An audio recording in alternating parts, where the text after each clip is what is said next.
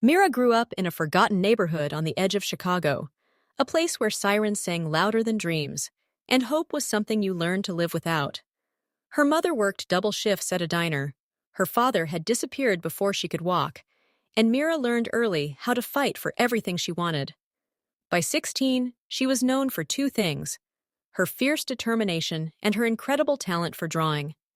Her sketchbook was her escape, filled with worlds she wished existed, people she wished she could become. But life wasn't gentle with her. One winter night, a fire broke out in their apartment building. Mira managed to pull her mother to safety, but their home, your mom, and the sketchbooks she had filled since childhood, turned to ash. She stood on the icy street, shivering as flames swallowed the only proof that she had ever dreamed of more. For months she felt empty. Drawing felt pointless, and the world felt too heavy. But then something changed, a simple moment that sparked everything. While helping clean debris from the burned building, Mira found a single page from one of her destroyed sketchbooks. It was a drawing of a girl climbing a ladder toward a bright sky. She stared at it for a long time, realizing that the girl on the page was her. That night, she picked up a pencil again. Mira started drawing everywhere, on old newspapers, cardboard boxes, napkins from the diner. Her mother saved every piece. One day, a customer at the diner noticed Mira sketching during her break. He was a local art teacher, and he offered her a spot in a community exhibition. Mira almost said no.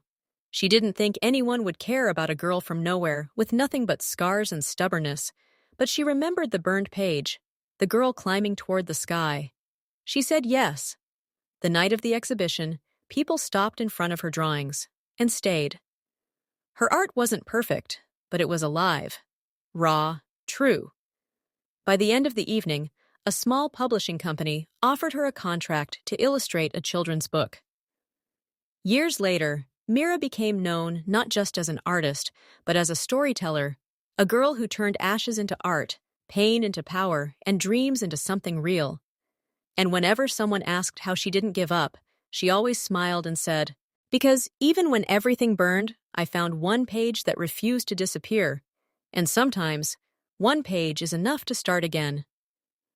Success didn't erase Mira's past. It only made the shadows easier to see. The children's book she illustrated became a small hit in the city. Suddenly, Mira was being invited to workshops, exhibitions, and small interviews. People called her the girl who turned fire into art. But fame, even the quiet kind, comes with pressure. One night, after a long event, she came home to find her mother sitting at the kitchen table, holding an envelope. Inside was a letter from Mira's father, the man who had vanished from their lives. He had seen her artwork online. He wrote that he was proud of her, that leaving had been a mistake, that he wanted to reconnect. Mira felt the old wound rip open. The room went cold. Her mother touched her hand gently and said, "You don't owe him anything." But Mira wasn't sure. Part of her wanted answers. Part of her wanted to scream. Part of her wanted to forget he ever existed. Instead of replying, she threw herself into work. Weeks passed. She barely slept, barely ate. Her lines grew messy, her colors weaker. The publishing company asked if she was okay. She wasn't.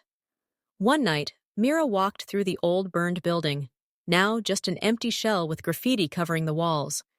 It smelled like rust and memories. In the corner, she saw a new tag sprayed in bright blue paint. "The only fire that matters is the one inside you." She didn't know who wrote it, but the words hit her harder than the smoke ever had. Right there, in the ruins of her past, she understood something. She didn't need closure from the man who left. She didn't need permission from anyone to move forward. She didn't need the world to tell her who she should be. Her story wasn't about loss anymore. It was about choosing herself. The next morning, Mira wrote back to the publishing company, "I'm ready for my next project." But she also did something she never expected. She sent her father a short letter. "Thank you for reaching out. I'm doing well now, but the person I became, I built her without you. No anger, no hatred, just truth." And for the first time in years, Mira felt light. she started working on a new art series, one she called The Sky Ladder. It was bold, bright, and unlike anything she had made before. At the opening of the exhibit, a crowd gathered around her work. A young girl tugged on Mira's sleeve and whispered, "Your drawings, they made me feel brave." Mira knelt, looked her in the eyes, and said, "You already are." And in that moment, she realized her story wasn't just hers anymore. It belonged to everyone who had ever felt broken, lost, or burned, and chose to rise anyway. Mira's new exhibition, The Sky Ladder, spread through the city like wildfire.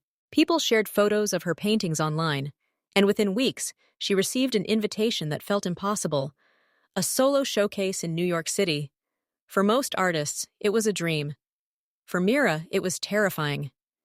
New York meant exposure, millions of eyes, critics, strangers dissecting every stroke of her brush, and beneath her success, the old fear returned. What if I'm not enough? She packed her bags anyway. New York was louder than she expected. The city felt alive, buzzing with ambition and hunger.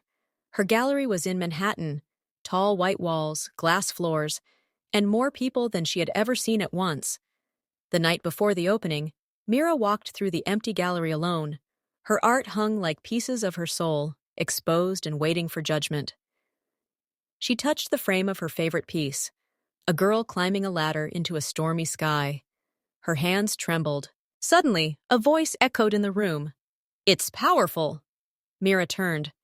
A woman in her mid-40s stood behind her. Sharp eyes, calm presence. A well-known critic, someone whose reviews could change a career overnight. "Your work has pain," the woman said, stepping closer. "But it also has hope. People need that." Mira swallowed hard. "Do you think they'll understand it?" The critic smiled softly.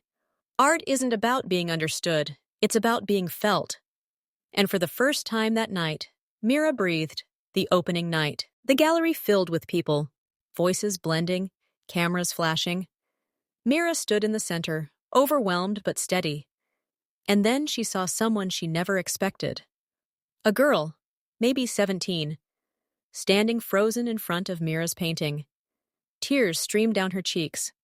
Mira approached quietly. The girl whispered, I wanted to give up. I thought no one understood.